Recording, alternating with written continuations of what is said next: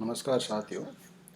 आज हम आचार्य नरेंद्र देव के समाजवादी चिंतन के बारे में बातचीत करने जा रहे हैं। आचार्य नरेंद्र देव, जिन्हें भारतीय समाजवाद का संस्थापक जनक भी कहा जाता है।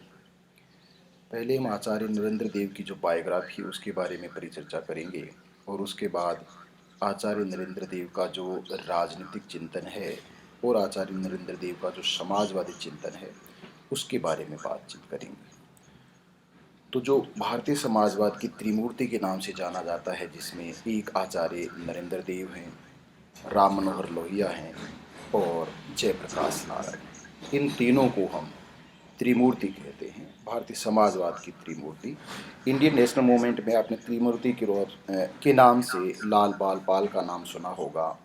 यहाँ पर समाजवाद की त्रिमूर्ति या ट्रिनिटी ऑफ इंडियन सोशलिज्म के रूप में आचार्य नरेंद्र देव, जयप्रकाश नारायण और राम मनोहर लोहिया को जाना जाता है।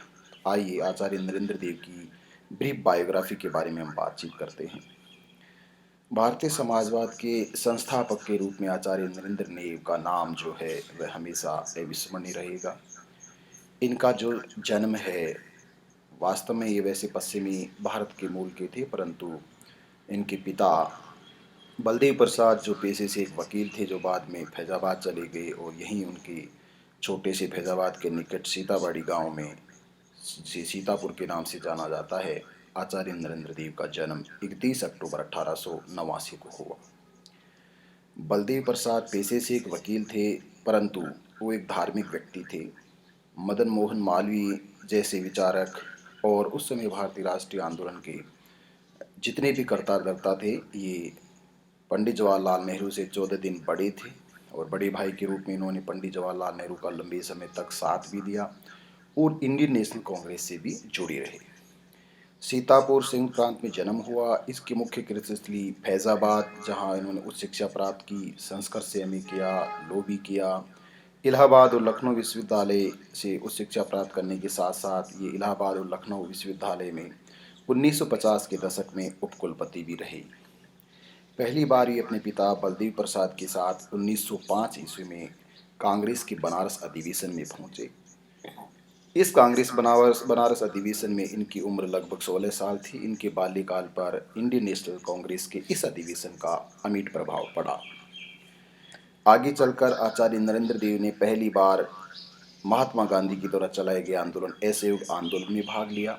इसी के साथ साथ सविनय अवज्ञा आंदोलन, नमक सत्याग्रह के नाम से जिसे जाना जाता है, 1930 से 1934 इस आंदोलन में भी सक्रिय रूप से भाग लिया, जिसकी वजह से इन्हें साल भर जेल में भी रहना पड़ा। इसके बाद 1934 में आचार्य नरेंद्र देव, जयप्रकाश नारायण और राम मनोहर लोहिया, इन तीनों ने मिलकर कांग्रेस के भीतर ही एक राजनीतिक दल का गठन किया, जिसे अखिल भारतीय कांग्रेस समाजवादी दल के नाम से जाना जाता है।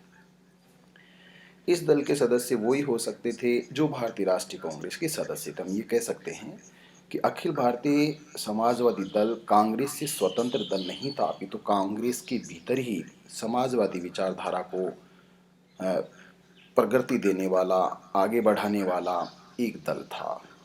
1948 में यह कांग्रेस से एक स्वतंत्र दल बना, फरवरी 1948 में, और आगे चलकर आज़ादी के बाद यह जीवी कृपलानी के प्रजा किसान दल के साथ मिलकर प्रजा समाजवादी दल के नाम से चर्चित हुआ।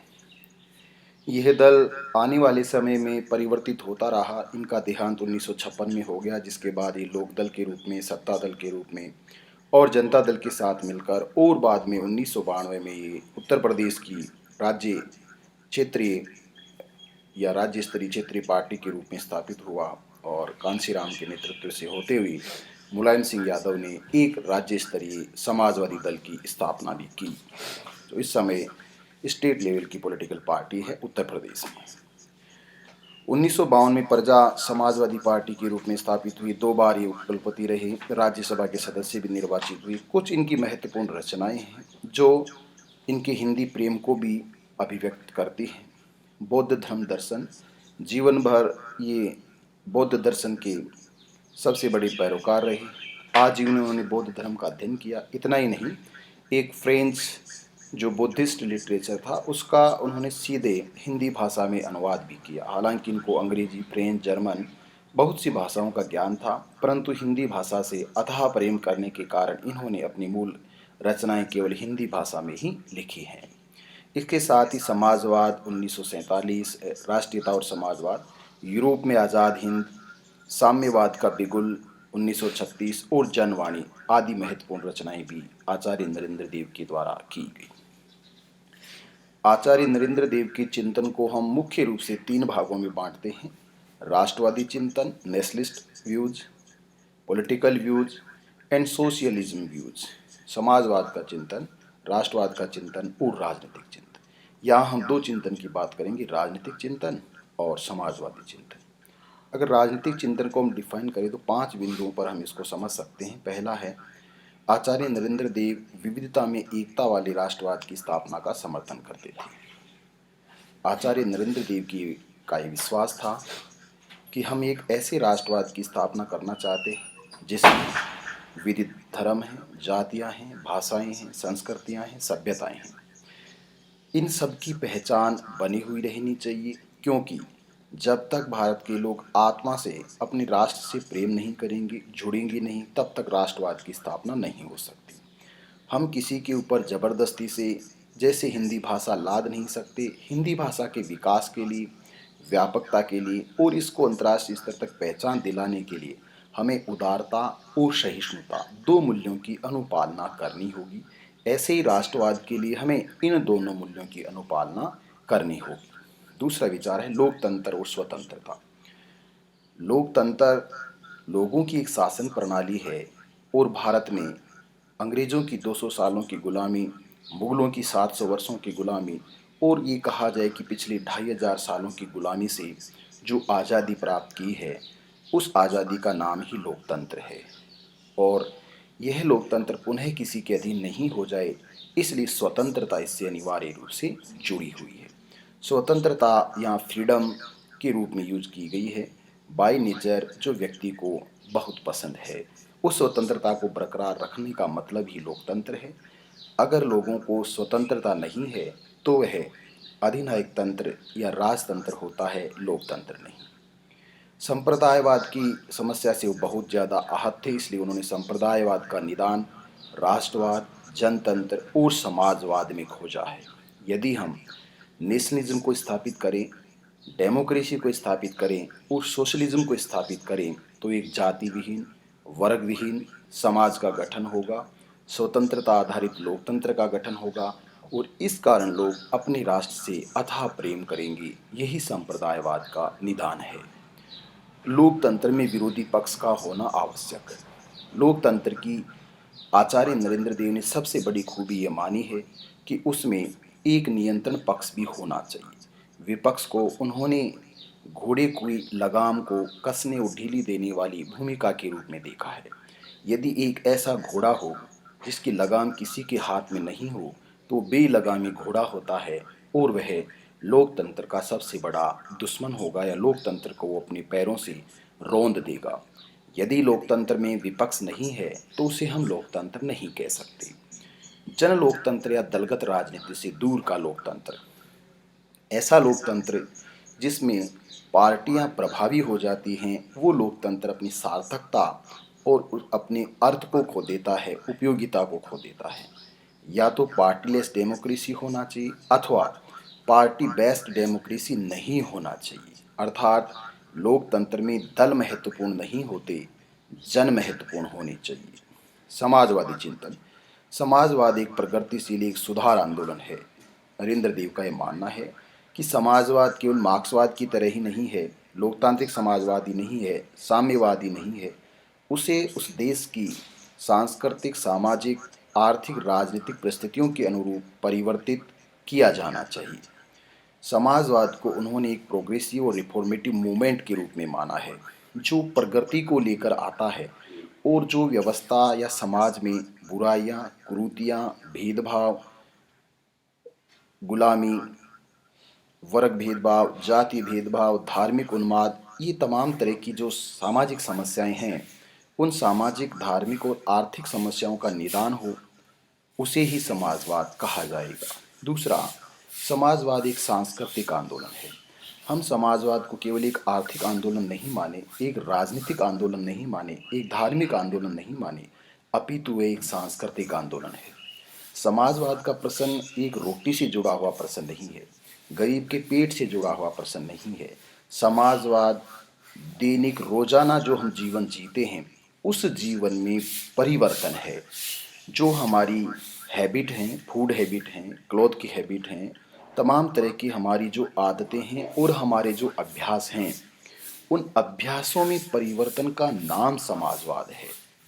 समाजवादी मौलिक परिवर्तन का क्रांतिकारी लक्ष्य, समाजवाद का सबसे बड़ा लक्ष्य भी यह है कि वह रेडिकल चेंज चाहता है। जो अब तक व्यवस्था में था वह नहीं, उसके विपरीत एक अलग ही दुनिया, जिसको मैं कई बार कहता हूँ कि आपको जो चिंतन है उस चिंतन से अलग सोचने के लिए अपनी जाति से, धर्म से, अपने क्षेत्र से, अपने परिवार से, अपने गांव से और अपनी ज़मीन से थोड़ा सा ऊपर उठकर सोचना होगा।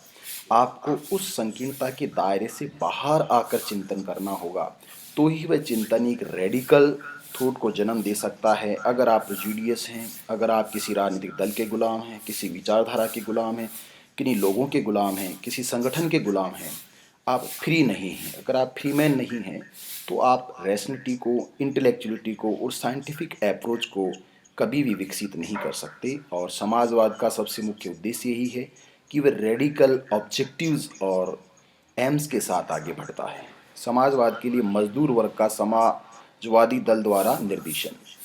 देखिए, कार्ल मार्क्स ने भी चेतना के लिए कहा है कि मोड ऑफ प्रोडक्शन ये तय करता है कि कौन मालिक बनेगा। परंतु जब उसने कहा कि दुनिया के मजदूरों एक हो जाओ, खोने के लिए हाथों की बेड़ियां और पाने के लिए पूरा जहान है, तो ये उनको कौन समझाएगा कि मजदूरों का इस पूंजीवादी व्यवस्था में, लोकतांत्रिक व्यवस्था में शोषण हो रहा है।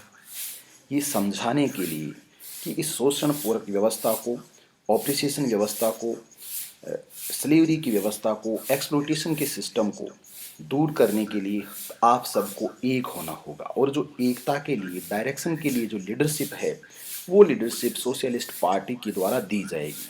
तो बदलाव करने के लिए, क्रांति लाने के लिए दल की आवश्यकता है, परंतु दल दलगत राजनीति पर आधारित नहीं होगा। और अंतिम में है, समाजवाद संपूर्ण समाज का वाद है। वाद का मतलब एक विचारधारा है, एक व्यवस्थित आइडिया है, परंतु वाद सबको अपना गुलाम नहीं बनाता है। यह पूरे समाज में परिवर्तन चाहता है। पूरे समाज का मतलब है कि जिस समाज की हम बात कर रहे हैं, जिसमें गरीब भी रहता है, अमीर भी रहता है, निम्न जाति के लोग रहते हैं, उच्च जाति के लोग रहते हैं, सभी धर्मों के लोग रहते हैं, सभी संस्कृतियां रहती हैं, सभी क्षेत्रों के लोग रहते हैं, उन सब में रेडिकल चेंज, उन सब की विचारधारा में परिवर्तन लाना समाजवाद है, जिसको गांधी कहते हैं ट्रस्टीशिप के रूप में। तो न केवल अमीरों अपितु गरीबों में भी ये परिवर्तन लाना है कि वो अपनी आवश्यकताएं न्यूनतम रखें, तभी समाज में बदलाव आ सकता है। तो ऐसे थे हमारे आचार्य नरेंद्र देव, एक दार्शनिक चिंतक के रूप में, समाजवादी चिंतक के रूप में। और जैसा वो आर्थिक व्यवस्था में, राजनीतिक व्यवस्था में परिवर्तन लाना चाहते थे, अपनी जो वेतन था उस वेतन का जो हिस्सा है, महत्वपूर्ण हिस्सा, वो गरीब छात्रों को छात्रवृत्ति देने के रूप में काम में लेते थे। तो केवल उनकी कहने की बात नहीं, कथनी और करनी में समानता थी। ये हमें जो त्याग की भावना है, जो समर्पण की भावना है, सबको रखनी होगी, तभी हम समाज में सकारात्मक परिवर्तन ला सकते हैं और भारत में समाजवाद की स्थापना कर सकते हैं। समाजवाद रोटी और मक्खन से जुड़ा हुआ प्रश्न नहीं है, जैसा रोजा लग्जमबर्ग ने कहा है। समाजवाद व्यक्ति की जीवन से जुड़ा हुआ प्रश्न है, स्वतंत्रता से जुड़ा हुआ प्रश्न है, समानता से जुड़ा हुआ प्रश्न है, न्याय से जुड़ा हुआ प्रश्न है, प्रेम, करुणा, सहयोग से जुड़ा हुआ, समरसता से जुड़ा हुआ प्रश्न है। ये थे आचार्य नरेंद्र देव के का राजनीतिक चिंतन और समाजवादी चिंतन। मेरे व्याख्यान को सुनने और देखने के लिए आपका धन्यवाद। अगर व्याख्यान में समझ में नहीं आए, कुछ आपके सुझाव हैं, तो आप यूट्यूब पर ही मेरे कमेंट बॉक्स में जाकर सुझाव दे सकते हैं। आप सभी का धन्यवाद।